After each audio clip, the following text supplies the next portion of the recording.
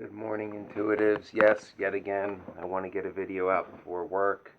Don't know when else I would do it. I'm really busy for the next week with both jobs, but I'm gonna try to get as many up as I can.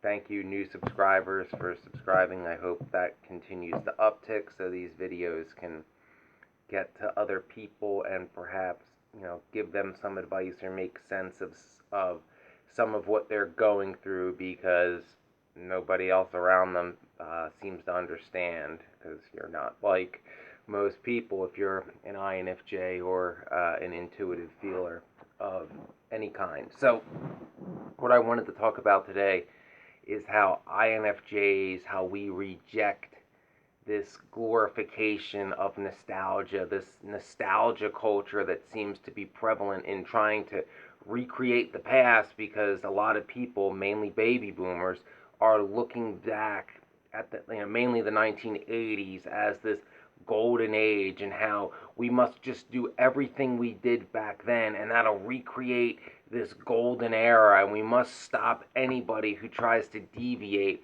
from the status quo of our golden years. And it doesn't even matter if what these stupid young kids are saying. If it'll make people's lives better, it'll make, even if it doesn't affect me, the baby boomer, it makes me uncomfortable. Change makes me uncomfortable. And you being able to feed your kids or afford a house is not as important as my comfort level and my nostalgia.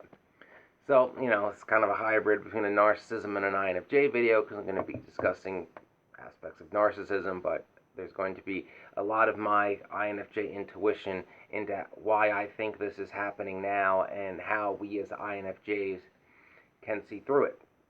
And one of the main reasons, I'll explain it right off the bat, is unlike most people, when they look back on memories from decades ago through rose-tinted glasses and try to glorify the good old days, as something magical that they long for, INFJs, we have really good detailed memories. We remember those days as they actually were. Like, sure, there was probably some good times, but most other people forget the bad times and only remember the good. Like, it's like, oh yeah, you remember the couple dozen good times that occurred over like a 3-year period. It's like, what about all the time that was crap and you were miserable? But oh no, those apparently faded into, in your mind, and therefore, they don't exist. And this seems to be a pattern going on. I'm only going to speak for the United States, but this seems to have been a big pattern since about 2014, and I find that interesting for a lot of reasons. It's going to be a little conspiracy theory-ish too. So, after the re-election of Barack Obama in 2012, a lot of progressives had it, because Obama, we supported Obama in '08. He ran as a progressive candidate to the left of Hillary Clinton. He got the nomination despite being a black man with a Muslim name. That's how much the American people wanted real progressive change after 2 terms of President Dick Cheney. And we got him in, got him a supermajority. What did he do? Dismiss all the progressives and bring back Larry Summers and the whole, Slick Willie team. We're going to make it 1992 again. Where's my interns? And, more or less, that's what happened. I'm not going to get deep into the policies of Barack Obama and why he's a neoliberal corporatist, and he admitted that he's a new Democrat. So, anyway, this is the genesis of all this. So, that sparked a big progressive revolution both in and outside the Democratic Party. People wanting real change, people wanting to move on from that Clintonian triangulation, centrism, DLC, third way, corporate friendly Democrat, where we basically just become the moderate Republicans and I get paid and laid, all right, kind of thing. So they wanted to move on from that and re-embrace the democratic ideology of the New Deal era, FDR, JFK, LBJ, that kind of thing. And of course, we got opposition to that. Well, for many reasons, because we function as an oligarchy, for one, but also, the boomers, by and large, because by and large it is them, it is other people, but the DLC, the third way, that was their movement. They created it. They're the ones who rejected the post-war consensus of the World War II generation, which was Keynesian economics that created the world's strongest middle class and the golden age of economic opportunity. They gave it all away for, sold it to the rich, and in return, the working class who gave it away got a few $100 of cocaine money every year from President Ronnie Reagan. Never trust an actor. Well, mostly. Anyway, so, yeah, they lie and can pretend to be something they're not. Who would have thought that? Yeah.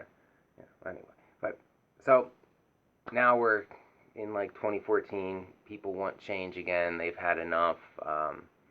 People are talking about movements within the Democratic Party, third party, just, talking about primarying long-standing,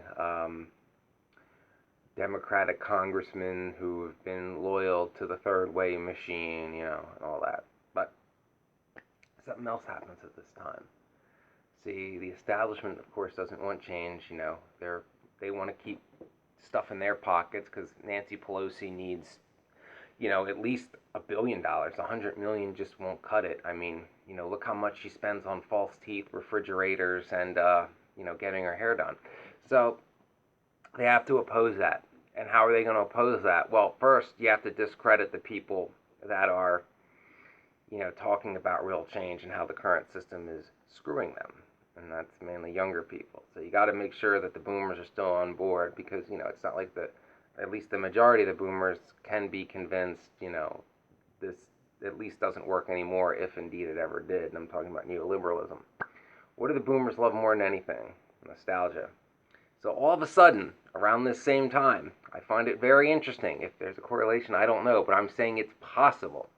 That is why you see TV and movies rampant with all these remakes, bringing back shows like Roseanne and the X-Files, making more Terminator movies, Rocky movies, Star Wars. It's all remaking stuff, Hawaii Five-O, stuff from their youth to make them nostalgic for that time, and then they would associate those TV shows with that time, with the politics of that time, be like, oh, it's going to be like it was back in the day. Let's not change anything. I want it to be like it was back in the day, because A, they want to recapture their youth, and B, for the vast majority of them, they probably are looking through rose-tinted glasses as to what that day was.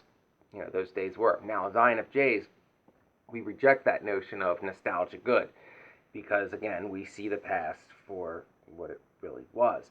And we're always forward thinking how we can, in our idealistic nature, how can we make the world a better place? Not how can we recreate some moment in time that benefited me. See, INFJs want to benefit everybody. The narcissistic baby boomers, I want to be 35 again, and if if there was a way to sacrifice, 20-year-olds to make me 35 again, I would do it in a heartbeat because they're useless and I'm me, I'm anointed by God, and I'm the greatest that there ever was and ever will be, kind of thing. And I actually do know people like that. They are Chestertologists. Chestertology is evil. And, thank the goddess Diana that Chestertology never, was able to gain any real power like Scientology, because I assure you, my Aunt Regina is more narcissistic, sociopathic, and egotistical than David Miscavige. She just simply doesn't have $1 billion war chest. But, to get back to my point, INFJs, we can look at the past and take what was good and use it in the future. Like, for example, when I look back on what I know about the 60s and 70s, obviously I wasn't there.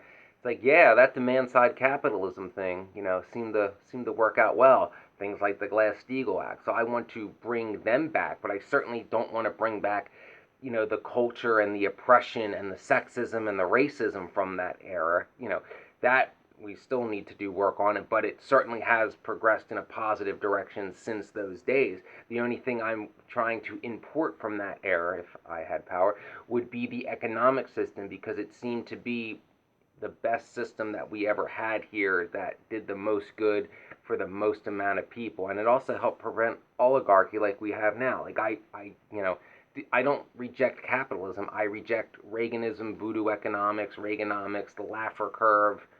You know, there's probably other names for it too, but basically the supply side economics that we have had since 1981 that made the rich richer and everybody else poor and outsourced everything. I've done videos on it, but that's what I reject. And you know, can't even have that conversation with a lot of older people because for some reason, even though they were there in the 50s, 60s, and 70s, to them, you know, if you reject Reaganism, like you're a communist. Like, you know, apparently Ronald Reagan was like anointed by God and descended from the stars, and he was the greatest man who ever lived, greatest actor, greatest governor. Like, I mean, apparently, you know, to some, especially people that are nominally Christian, I'm really not sure. It certainly sounds like they amalgamated Jesus Christ and Ronald Reagan into one man, and I'm sure hardcore establishment Republicans, you know, do the same thing, and it's quite disturbing, especially if they're as Christian as they claim to be. Because,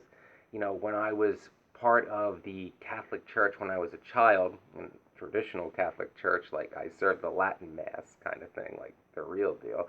Um, I kind of remember that whole false idol thing. That, you know, if you want to be in that church, they're not big on that. So it does make me wonder as an INFJ why this is all happening. Like they don't want anybody to listen to any criticism about their good old days, because that system from those good old days they're trying to glorify, because that system is still in place today. Another great example would be, look at Bill Maher. You know, Bill Maher, complete 180 from what he used to be in 2016. To he is now like just the quintessential like Bill Clinton fanboy, neoliberal corporatist establishment Democrat who defends everything the Democratic establishment does. Like, he'll now say whatever he can bad about progressives and defend Joe Biden. Like, you know, that's a question too. If anybody of prominence ever sees this video, which I doubt, but I want to say it just to have it on the record. You know, a lot of celebrities in 2020 were like, well, you must vote for Biden over Trump. Trump's bad. And Trump is bad, but that doesn't make Biden good. A D minus doesn't magically become awesome because the other alternative is an F. But the question that I wish these people of, you know, prominence and fame would have said is, how the hell could anybody have voted for Joe Biden in the primary, especially given all the choices we had? I mean, even if you're not, you know, like a progressive like me, you know, there are other neoliberal corporatists, if that's your flavor, to have picked from, but you picked Abe Simpson, because that's what Joe Biden is. He's, you know, yes, Donald Trump in a lot of ways was a comic book villain made president, or a Batman villain specifically. Joe Biden is Abe Simpson made president. That is his avatar. He is Abe Simpson. Um, and to pretend that he knows what he's doing, or that the policies that he's married to from the 80s and early 90s are not horrible and corporatist and oppressive and authoritarian, it's just untrue. So as INFJs, we need to be the ones to explain to people that you can't look back on the past through rose-colored glasses. You have to look at the past for what it actually was, and there's plenty of data and, you know, facts that are out there from these times that are now being romanticized, and to realize that to make the world better, you must move forward and not try to recreate the past, and explain to the older people, particularly the baby boomers, even if the 80s were recreated, you know, as much as possible, you're not magically going to de-age 35 years. I think some of them don't understand that aspect either. So just remember, you know, INFJ's truth and integrity are always our main thing that we strive for. Always tell the truth when someone's trying to rewrite the past. We hate that. And help whoever you can in whatever way you can, trying to make the world progress in a positive direction forward and not back to somebody else's good old days, because good old boys don't have quite as much privilege as they used to, and so they want that back and want to take what little strides other people have made, because again, they're like that boomer I described earlier in the video who thinks he's like anointed by God to be the best at everything. So remember, you know, trust your intuition. If somebody's glorifying the past, call them out. try to do it calmly, use facts, and you got smartphones now. You can pull up information that they can't dodge, especially if it's from like factual data from a reputable agency that collects that data as their purpose of being. And remember, don't sell out your integrity to fit in if that group of people want to oppress other people just to give you a little bit more and try to justify that by saying it's how it was in the old days. As always, please like and subscribe, and yeah, fuck the old boys club.